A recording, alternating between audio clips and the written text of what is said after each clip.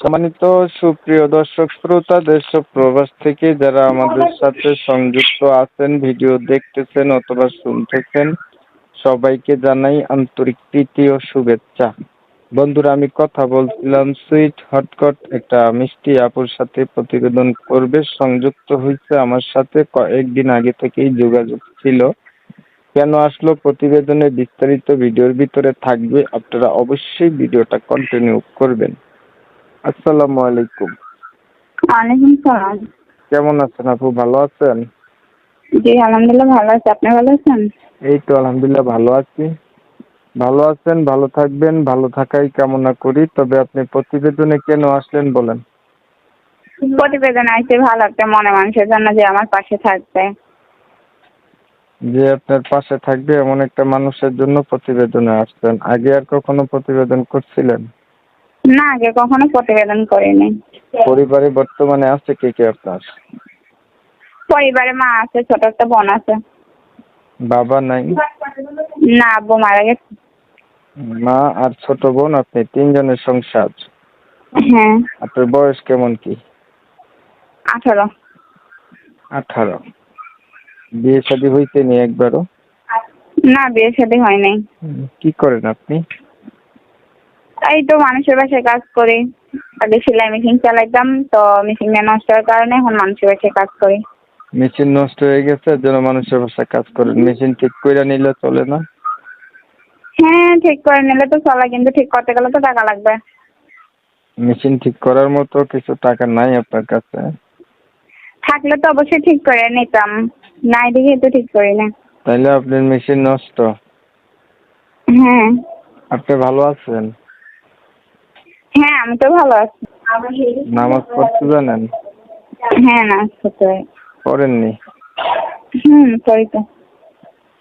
আচ্ছা, আপনার বিষয়টা আমি ক্লিয়ার করতেছি দর্শকদের জন্য। দর্শক শ্রোতা, এই সুইটাপুটি হচ্ছে একটা মনের মতো মানুষ চাচ্ছে যে ওনার সুখে দুঃখে পাশে থাকবে, জীবন সাথী করবে যদি পায় এমন।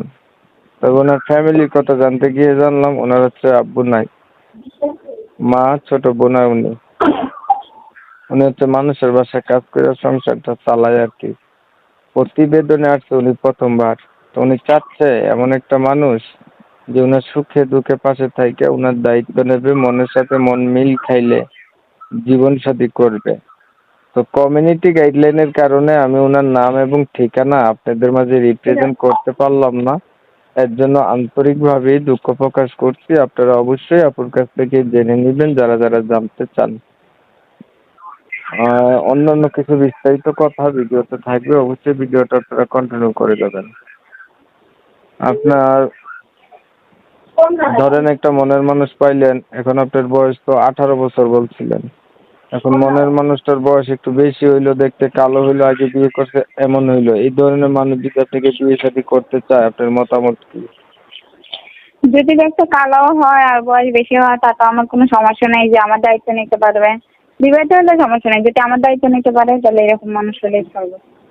কেন, আপনার তো ভার্জিন, ইনটেক, অবিবাহিত, তাইলে আপনি কেন বিবাহিত মানুষের কাছে বিয়ে করবেন? কেন বলবো? অবিবাহিত মানুষটা তো আর সবাই ভালো হয় না, যদি অবিবাহিত মানুষটা ভালো হয়ে থাকে তার জন্যই। ভালো হয় না এটা কে বলছে? না, সবাই তো আর এক হয় না, তাই না? তো এখন অবিবাহিত হোক আর বিবাহিত, যে আমার পাশে থাকবে, আমার দায়িত্ব নেবে, তার সাথে আমি সম্পর্ক করবো। আর কিছু বলবেন কি? না, আর কিছু বলার নেই। ঠিক আছে, ভালো থাকবেন। দর্শক শ্রোতা, দেখতে দেখতে ভিডিও শেষ প্রান্তে চলে আসছে। ওনার একটা মনের মতো মানুষ দরকার। তো যারা যারা ওনার মনের মানুষ হইতে চান, ওনার সাথে কথা বলতে চান, যোগাযোগ করে দেখতে পারেন। ভিডিওটি ভালো লাগলে একটু শেয়ার টিয়ার দিয়ে রাখতে পারেন, ইমো মেসেঞ্জারে ছড়াই দিতে পারেন, আপনাদের মতামতগুলো কমেন্টে জানিয়ে দিতে পারেন। চ্যানেল ভালো লাগলে সরাসরি সাবস্ক্রাইব করে রাখতে পারেন।